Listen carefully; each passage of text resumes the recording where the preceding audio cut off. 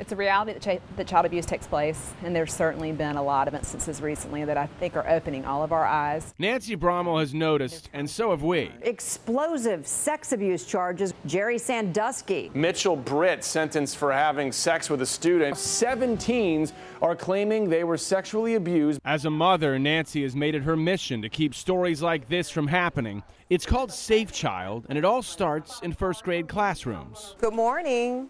Good morning. You're seeing, for the first time on camera, a program going on in Wake County for 20 years. Why do you pick first grade? They're very self-aware. They understand the feelings. They may not always know the name of the feeling. I do think there is some of the language. They give it a name, a funny tummy feeling. The feelings you get right here. Butterflies. How would it make you feel? Their hands shoot up eagerly. The children are engaged, entertained even. Pilar Jennings trains these volunteers and has been doing it since the 90s. What we just saw in there were some children who looked like they were paying a lot of attention, actually having a little bit of fun.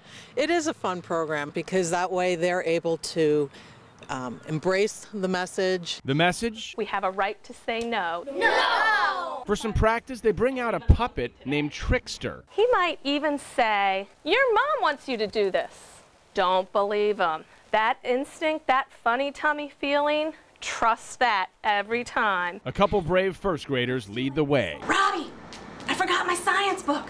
Climb in the window and go get it. The doors are locked. No. Can you help me find my puppy, please? No. Good job. Nia Quigley's a first grader. Funny tummy feelings came to her class earlier this year. I think it was a good presentation. It taught me a lot. Even though she admitted hearing such strong words made her a little uneasy. Mom says that's okay. She goes, but Mommy, it also gave me a funny tummy feeling because I had to think about that there were bad grown-ups out there. And that made me a little bit crestfallen. But at the same time, there are bad grown-ups out there, and I want her to know as early as she needs to know. Child sexual abuse is often a silent crime. The victims too afraid to speak out. This message gives them courage. If it's a not-so-good secret and it makes you feel unpleasant inside, you need to speak with someone about it. And sometimes, after this presentation, Wake County children are brave enough to come forward. We have had a number of times where children have made disclosures that someone has touched them that way in the past, or even still ongoing. This program has been in Wake County schools for 2 decades now. In hundreds of instances, there have been stories that have been investigated.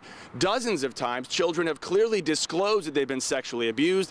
This year alone, 3 cases have been reported to authorities. It can be very difficult, obviously. It's a question of you really have to kind of steal your own emotions and be there for the child. It's an incredible opportunity. Yeah. It really is a privilege to be able to help a child change the direction of their life, because we all know that abuse when you're a child will have long-term repercussions. If we can nudge them in the right direction and help them get services now, then it's all been worth it. No! Good.